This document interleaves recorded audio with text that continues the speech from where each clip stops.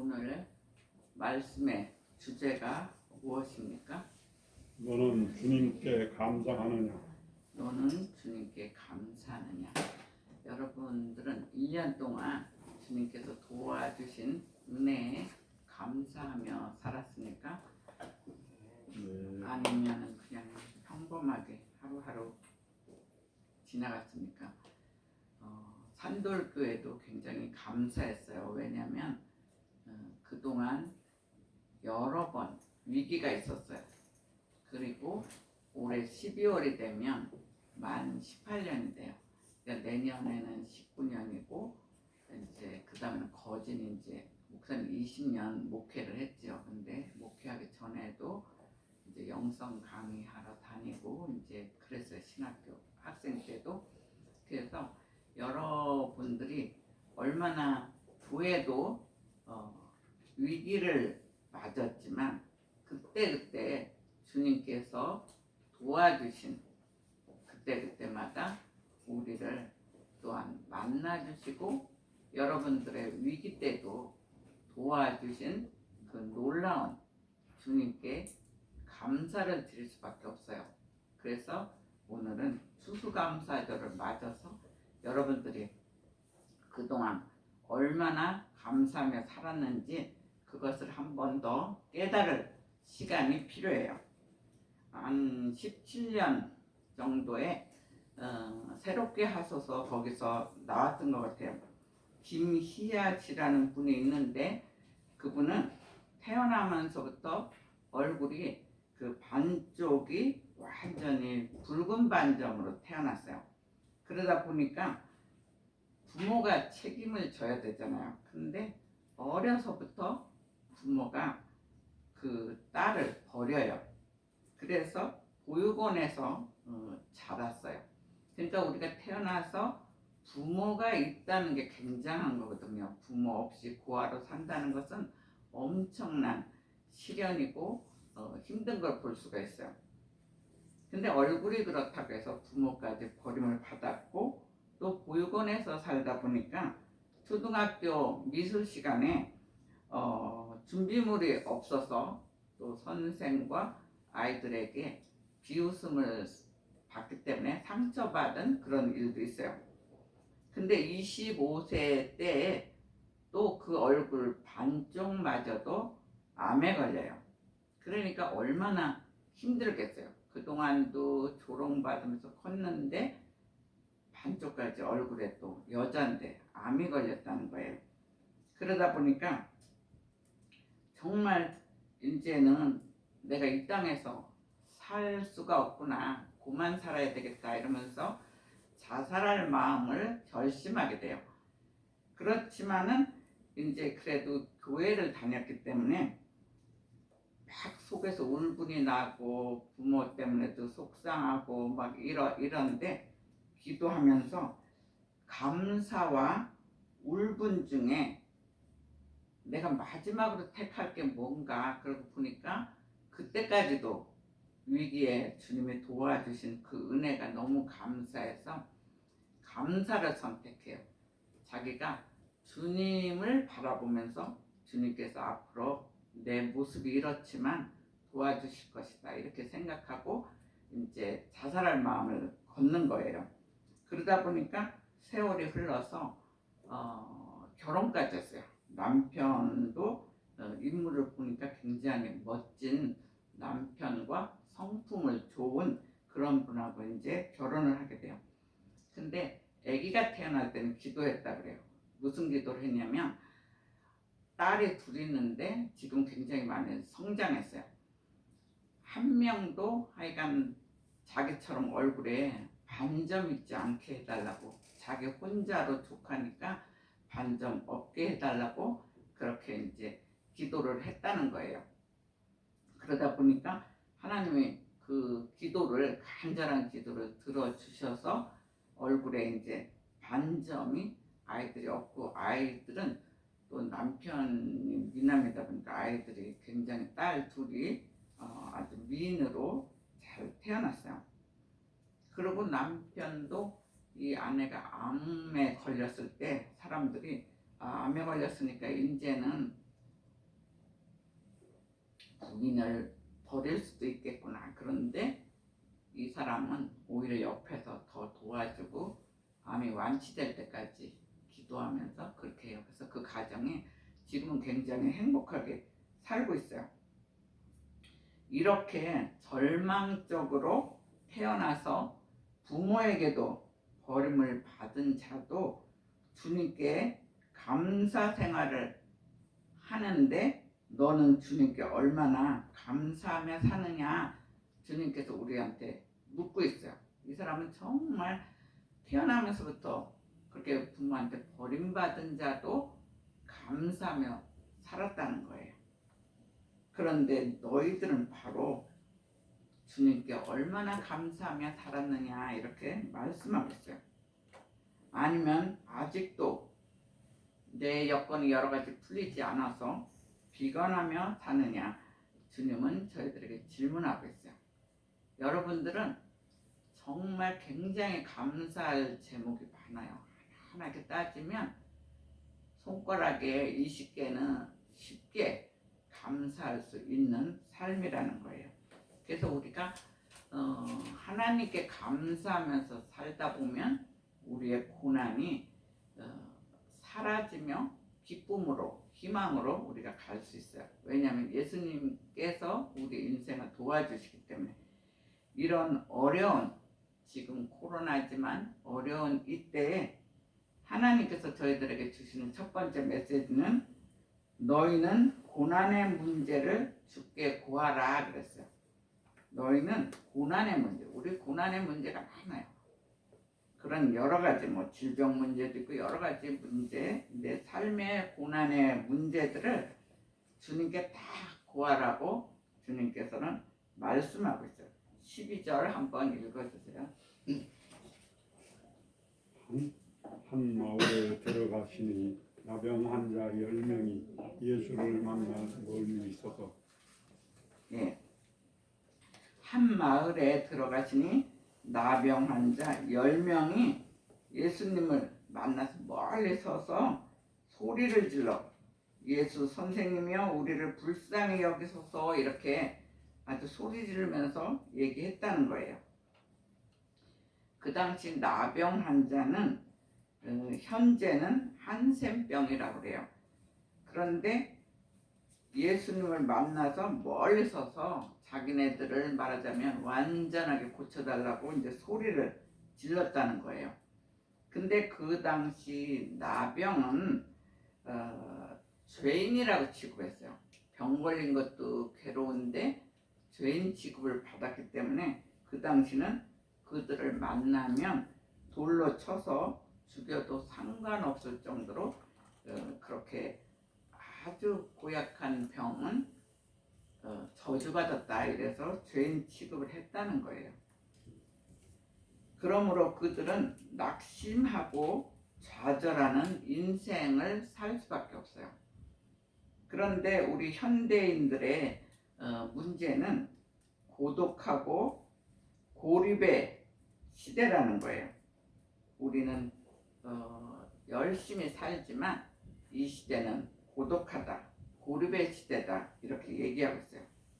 다 갖췄는데 학벌도 갖추고 인물도 갖추고 여러 가지 다 갖췄어도 우리 지금 인생들은 고독하다고 얘기해요.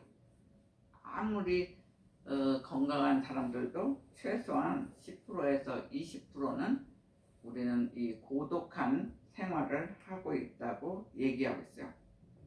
그 고독은 하나님의 창조 시대에 어긋나는 거예요. 이 고독은 하나님하고 별로 관계가 끊어진 거예요. 그래서 창세기 2장 18절에 보면 여호와 하나님이 사람을 혼자 사는 것을 좋지 아니하니 그래서 아담 혼자 사는 것을 좋아하지 않아서 돕는 배필을 주셨다고 얘기하고 있어요.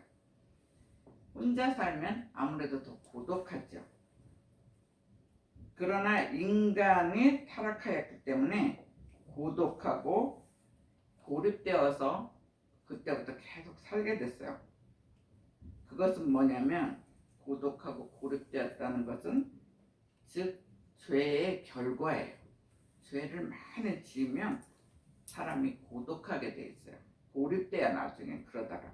그래서 고독은 이때 하나님을 찾아야 되는 거예요. 지금도 우리가 살다가 여러 가지 상처받고 힘들다 보면 우리 마음이 병이 들 때가 있어요. 그때 다른 사람을 찾아가는 것이 아니라 하나님을 만나야 돼요. 하나님을 찾아야 돼요. 왜냐하면 주님만이 우리의 고독을 또한 아픔을 우리의 여러 가지 문제들을 채워주시는 놀라운 분이라는 것을 알 수가 있어요. 다시 한번 14절을 한 번 더 읽어주세요. 14절입니다. 보시고 이루시되 가서 제사장들에게 너희 몸을 보이라 하셨더니 그들이 가다가 깨끗함을 본전지라. 예, 10명이 막 소리를 질렀잖아요.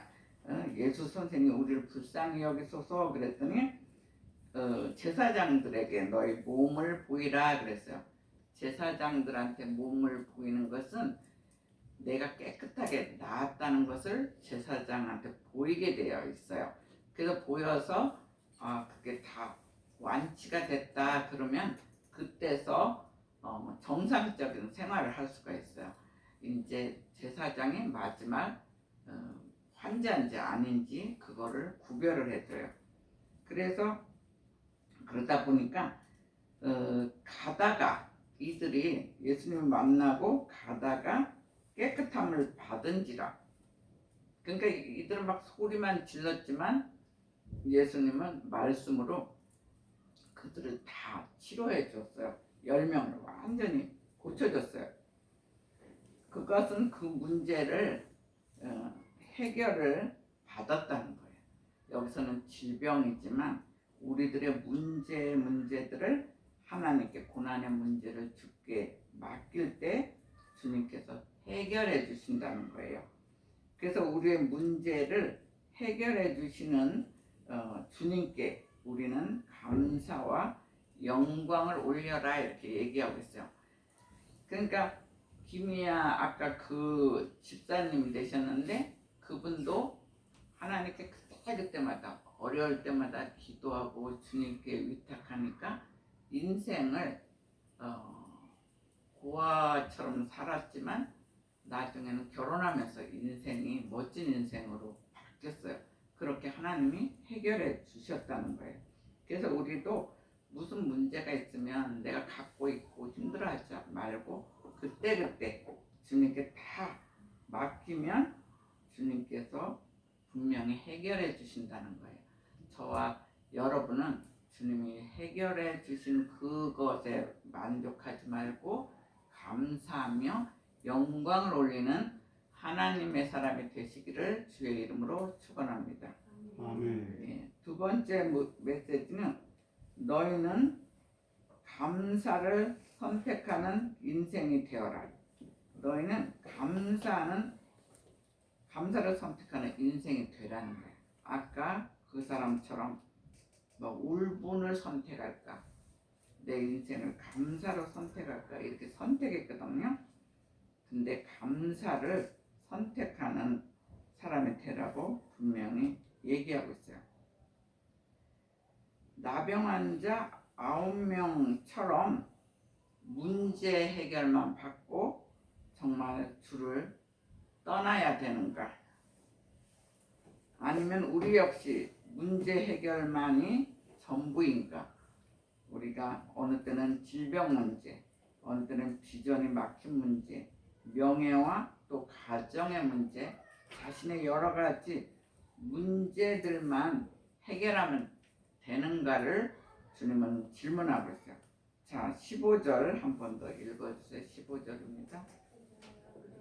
그 중에 한 사람이 자기가 낳은 것을 보고 흔들려 하나님께 영광을 돌리며 돌아. 예, 모두 다 나았다는 거예요. 10명이 소리 질러서 10명이 다 나았는데 예수님께 돌아온 사람은 10명 중에 한 명만이 자기가 낳은 것을 보고 하나님께 영광을 돌렸다는 거예요. 그래서 돌아와서 예수님께 감사하고 그 그 발밑에 엎드려서 감사하다고 얘기하고 있어요. 근데 그 사람이 사마리아인이다 그래요. 그러니까 유대인들이 나머지는 아마 9명이 유대인인가 봐요. 근데 그들은 나았으므로 바로 자기 고향으로 간 거예요. 그런데 사마리아인 한 명은 얼마나 감사하겠어요. 생각을 해보세요. 여러분들이 진짜 암에 걸려도 치유를 해주시는데 완전히 주님께서 나병, 지금도 나병 굉장히 고치기 힘들거든요. 근데 그것을 깨끗하게 다 완치를 시켜줬다면 우리도 감사한 마음이 없겠어요? 정말 막 수십 년 동안 병에 걸려가지고 힘들고 사람한테 대접도 못 받았는데 내 질병이 완전히 제거됐다면 하나님께 감사할 수밖에 없어요. 영광 돌릴 수밖에 없어요. 그래서 예수님께 감사했고 그랬을 때 예수님이 하신 메시지가 있어요. 19절이에요. 다 읽어주세요. 19절입니다. 그에게 이르시되 일어나라 내 믿음이 너를 구원하였느니라 하시니라. 예. 10명의 나병 환자가 다 치료를 받았는데 다 사라지고 한 명만 왔어요. 그 한 명은 사마리아인에게 일어나 가라 내 믿음이 너를 구원하였더라 그래요. 그러니까 그 한 명이 그 믿음이 예수님 분명히 나를 고쳐주신 분이다 이렇게 믿는 그 믿음이 너를 구원하였다고 분명히 얘기하고 있어요. 그 킹 제임스 그 책에는 구원을 너를 온전하게 만들었다 그렇게 이제 표현을 하고 있어요. 그러니까 이 병이 있었지만 주님께서 말씀 하나로 완전하게 온전한 사람으로 만들어 주셨다는 거죠. 그래서 감사는 주님을 만나는 자리예요. 감사는 주님을 만나는 자리고 주님과 교통하고 교제하는 완성을 향한 자리라는 거예요. 감사가 굉장히 중요해요. 그래서 우리의 문제를 해결해 줄 뿐만이 아니라 우리 속에 있는 죄사함과 영원 구원까지 받는 축복의 자리라는 것을 우리가 알아야 돼요. 그래서 우리가 감사하며 살면 감사할 일들이 생긴다고 그러잖아요. 저와 여러분은 감사 생활을 함으로 주님께 감사한 축복을 받고 또한 영광 돌리는 저와 여러분이 되시기를 축복합니다. 아멘. 예, 마지막 메시지는 너희는 주님께 영광을 돌려라 그랬어요. 너희는 주님께 영광을 돌려라. 자, 15절입니다. 15절. 예. 그 중에 한 사람이 자기가 나은 것을 보고 큰 소리로 하나님께 영광을 돌리며 돌아와. 예. 10명이 다 치료를 받았지만 다 사라지고 한 명이 자기가 나은 것을 보고 큰 소리로 하나님께 영광을 돌리며 예수님께 돌아왔다고 분명히 얘기하고 있어요. 그래서 우리 인생이 문제 해결만을 위해서 사는 인생은 주님께서 천박한 인생이라 그래요. 우리가 어떤 사람 교회를 다녀서도 내 문제만 해결되면 된다. 그러니까 믿음보다도 주님께 영광 돌리는 것보다도 내 문제만 해결되면 돼. 이렇게 사는 인생은 천박한 인생이다. 이렇게 얘기하고 있어요. 우리 인생에서 감사와 울분은 선택의 문제라고 얘기하고 있어요. 우리가 살다 보면 막 울분, 아까 같이 김이야 그분은 얼굴이 반쪽이 반점, 붉은 반점이 있다고 해서 어린애 때부터 이렇게 버림을 받잖아요. 고아처럼 살잖아요. 그런데도 그 사람은 처음에는 죽고 싶었지만 감사를 선택했다는 거예요. 그래서 우리 인생에서도 살다 보면 울분하고 절망하고 이럴 때도 있어요. 근데 여러분들이 선택이에요. 그거는 나는 감사를 아무리 힘들 때도 감사를 믿음으로 선택하는 거야. 감사를 선택하자 그러면 예수님께서 언젠가는 해결해 주실 것이다. 그런 믿음의 선택이에요. 그래서 우리는 이 세상에서 정말 진정 행복하고 싶습니까? 감사를 선택하는 올바른 선택을 하라고 오늘 강조하고 있어요. 추수감사절 만나서 너희들은 감사 그거를 선택하라 그래요. 우리를 돕는 분이 예수님이라는 사실을 인식하라는 거예요. 아무리 힘들어도 예수님께서 많은 도와주는 걸 볼 수 있어. 세계에 보면 막 코로나 걸려서도 죽을 것 같은데도 주님 만나서 치료해 주시는 사건들도 있고 정말 지금도 막 더 늘었다고 하잖아요. 근데 인터넷에 이렇게 조사를 하니까 그래도 강남구하고 송파구는 2명씩 있고 여러분들 속한 데를 제가 다 찾아봤어요. 일일이. 그랬더니 다른 데는 막 17명도 나오고 막 이랬는데 여러분들이 속한 그 가정, 회사 이런 데는 한두 명뿐이 확진자가 안 나왔더라고요. 이렇게 200명이 넘는 숫자들이 자꾸 늘어나는데도 그만큼 철저히 지켜주신 거예요. 그리고 막 이렇게 교통 이렇게 다니는데도 그걸로 지금 확진자는 별로 나타나질 않았어요. 그만큼 우리 한 명 한 명을 지켜주신 그 놀라운 은혜에 우리는 더 감사해야 된다는 걸 볼 수 있어요. 다른 것이 아니라 예수님만이 행복의 길을 가도록 우리 인생을 조정시켜 준다는 거예요. 우리 죄도 다 우리가 회개하고 이러다 보면 우리 인생을 올바로 가도록 인도해 주세요.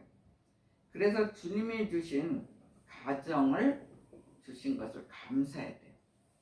주님께서 우리 가정을 주신 것, 거기에 특히 부모님이 예수 그리스도를 믿으면 더 감사해야 돼요. 왜냐하면 예수를 믿기 때문에 자녀들도 그렇게 올바로 가르칠 수가 있거든요. 그리고 또한 자녀를 주심에도 감사해야 돼요. 자녀들 또한 잘 가르칠 수가 있으니까. 그리고 또한 내 일을 주신 것에 감사해야 돼요. 우리가 지금 굉장히 힘든 시대에 살고 있잖아요. 근데도 일을 주신 것, 그리고 앞으로도 또 나에게 비전을 열어주실 것, 이런 것들을 다 우리는 감사해야 돼요. 우리는 예수 그리스도를 믿기 때문에. 그래서 나의 고독의 빈자리는 바로 하나님의 자리예요. 내가 다른 것은 다 채워져도 그 고독의 그 자리가 있어요. 빈자리. 그거는 주님과 동행할 수 있는 자리이기 때문에 우리는 늘 기도해야 돼요. 이 예배 시간에 그동안 내 인생을 도와주신 주님께 우리는 이 시간에도 감사하며 찬양을 올리자는 거예요. 나를 보배롭고 존귀한 존재로 인정해 주시는 그 주님께 나의 삶으로 영광을 돌리자는 거예요. 세상에는 어디서는 나를 무시하고 어디서는 우습게도 보고 막 이럴지 모르지만 예수님께서 하나님께서는 우리를 늘 보배롭고 존귀한 존재로 만드셨고 그렇게 앞으로도 보신다는 거예요.